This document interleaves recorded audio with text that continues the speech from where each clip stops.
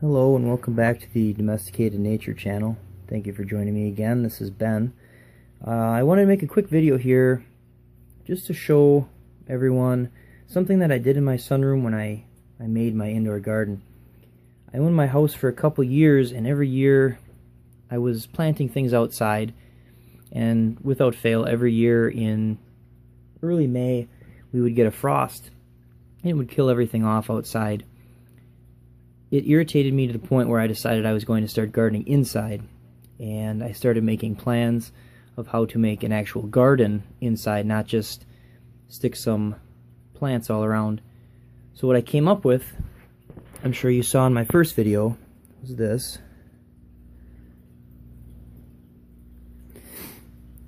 Essentially what I did is I started out with a wooden frame. I made my dimensions, and I made a wooden frame that I believe is 9 by 3 by 27 high on this side, and about 8 by 3 by 27 high on this side. Once I had the frame built,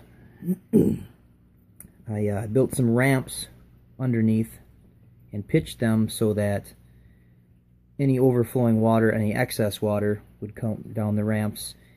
And over time what I did is I built these ramps with 1/4 inch plywood and then covered them with plastic so that they wouldn't rot.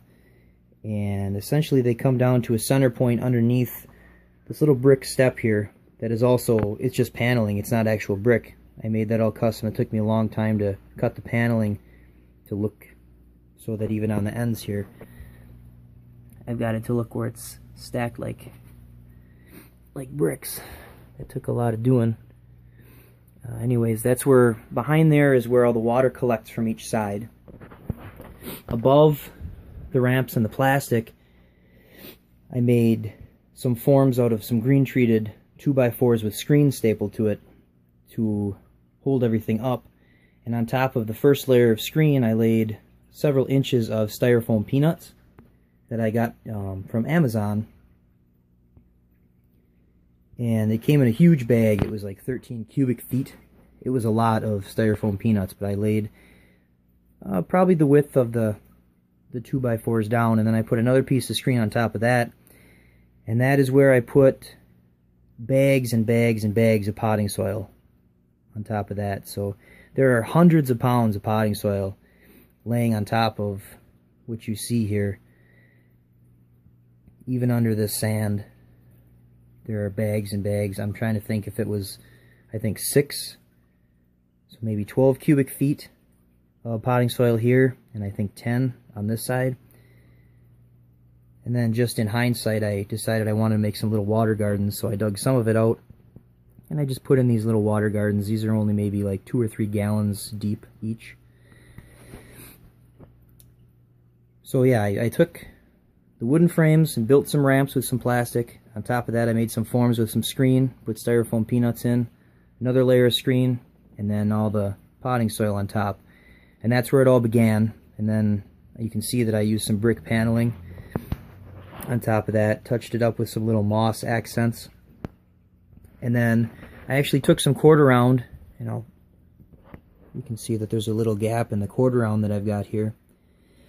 The reason for this gap in the quarter round is I have big pieces of plexiglass that I slip in there, and they don't completely interlock in the seam, but there's a groove that I made. I'll show you in a moment here. I made those to keep my cats out, because my cats can't mind their own business, as cats usually don't. But that's what that's for. One of my coworkers saw my first video and was asking me why there was a glare off the front in that video, and that's why, because I've got these big sheets. I'll show you here. Big sheets of plexiglass. There's 2 of them, and then, like I said, they interlock. I made this little thing out of plastic here that kind of interlocks the 2 in the corner. It allows for some airflow. However, and then once I was to that point, I just started planting, and I got some logs here from my parents' farm and kind of cut those up. And these 2 tree stumps are cedar, hoping that would kind of keep the bugs away a little bit. Drilled some holes into the top of those, and then put some, this one's a fern, and actually that one's also a fern. Different types of ferns in there. The mushrooms you see in here are actually growing on their own. Excuse me.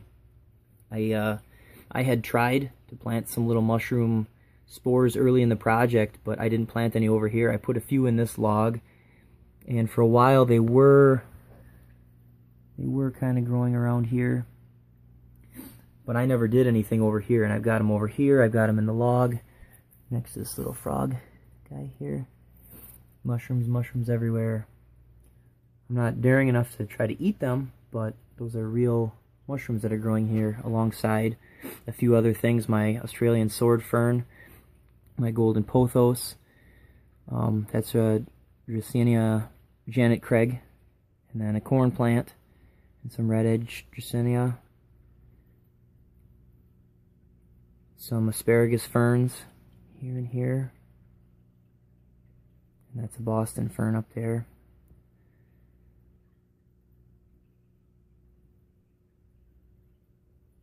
So that completes that side. That's more of the forest side. And then this is actually a waterfall. I turned it off for the winter. It's actually spring now, so I turned it off for the winter, so it kind of needs to be cleaned. And there's a fog machine that kind of goes with it.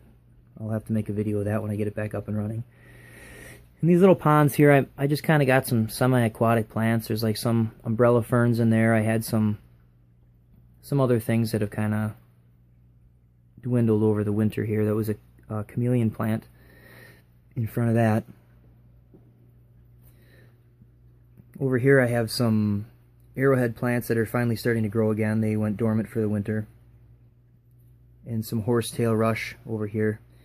And then some pitcher plants. I believe these are the Sarracenia pitcher plants. I forget which one are which. I believe these are Sarracenia. I also have some Nepenthes over above my little koi pond. And then moving on, this is the desert side. And this one hasn't been completely paneled yet. You can still see some of the 2x4s. And then I have a plexiglass back on it as well. I forgot to show you that on this side. This side, I pulled the sheets, protective sheets off the plexiglass, because this is the east window, whereas this is the south, and this gets a lot more direct sun. So I left that on to sort of filter the sunlight. On this side, however, this is actually a pane of glass. This one is plexiglass, but this is actual glass. And I built it with the quarter round so that it can actually slide out of the way and I can open this window in the summer. Everything else is pretty much stationary. So air can flow in here, and even when the plexiglass in the front is up, air can flow through this lattice over here because it's not completely enclosed. Anyways, this is the desert side. There's some areca palms in here, some crotons, aloe vera, calanchos, some grafted cactuses. There's an agave in there.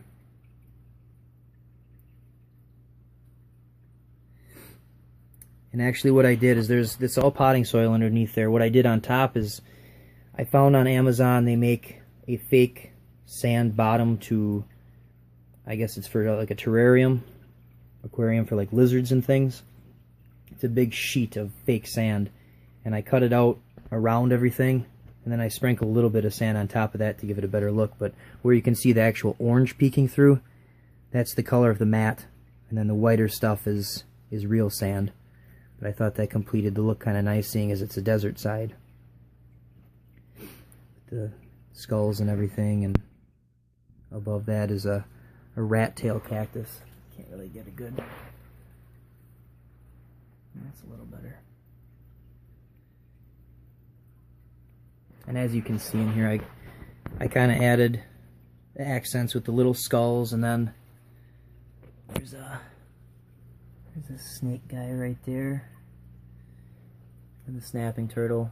I usually have him in the waterfall when it's going, but seeing as it's not running, I just kind of took him out. Yeah, you saw the little frog guy in here. And then up above in the lattice,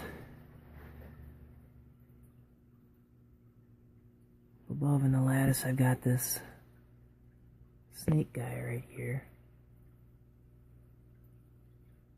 Little snake, and then, alright, there you go, little chameleon. There you can see a little chameleon. I thought those are nice touches along with these are all fake plants hanging up here. It would take a long time for me to get something to grow way up there and vine all the way across. Again, I was just trying to make it look a little bit nicer. Along with this stuff on the back wall here with the little bird's nest and some more fake stuff and my little wind chimes. I like wooden wind chimes. I'm not much of a fan of the metal ones, so I got a couple wooden wind chimes in here. But essentially that's what I've got going on here. I got sick of my outdoor plants when we get a late freeze in the year, so I figured I was just going to go inside, and I didn't have anything this elaborate in mind at the time, but it kind of grew and grew and grew, and as time went on it got more and more elaborate. So hopefully this year I can finish paneling it and complete it to where I'm satisfied with it. Obviously, as you saw in my first video, I've got a lot of other plants just kind of strewn around. Some different ficuses here. A ficus benjamine and a ficus ali. Rubber plant, another type of ficus. And fiddle-leaf ficus here. I should make a video about ficuses, I've got so many. And as you can see, just some other hanging pots. Got a stand with some pots on it. A whole bunch of peacock plants, some calatheas. Some of these are actually really hard to take care of, and I've had nothing but grief with them. That's another thing I should make a video about, is how to care for calatheas, because it's been a major learning curve for me.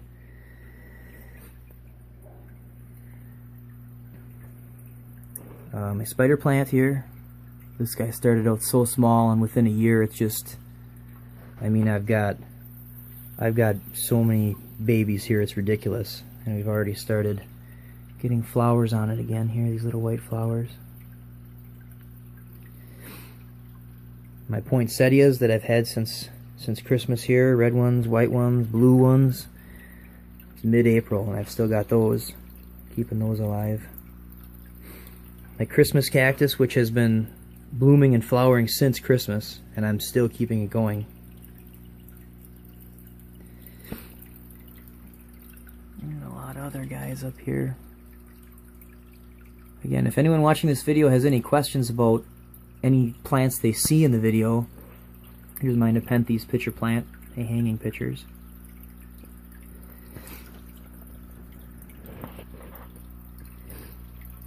This is where I'm going to put my koi when I finally get it. This was just kind of a temporary thing because I have a koi pond outside. This is going to be my winter home for my koi. My urn plants.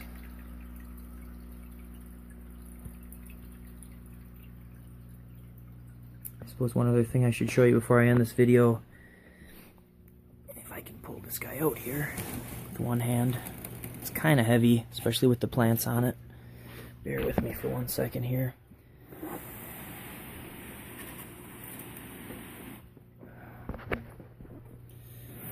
Pull this guy out.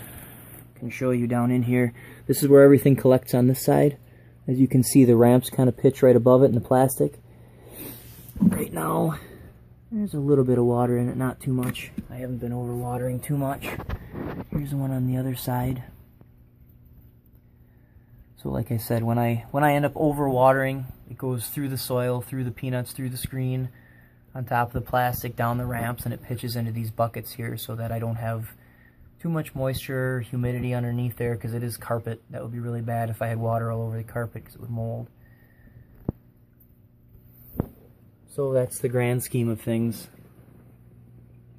I just wanted to share that with you. So again, if anyone has any questions, feel free to comment, ask questions. I'm planning on making a lot more videos about plants, so I will see you guys again soon, and thank you very much for watching my channel. Bye-bye.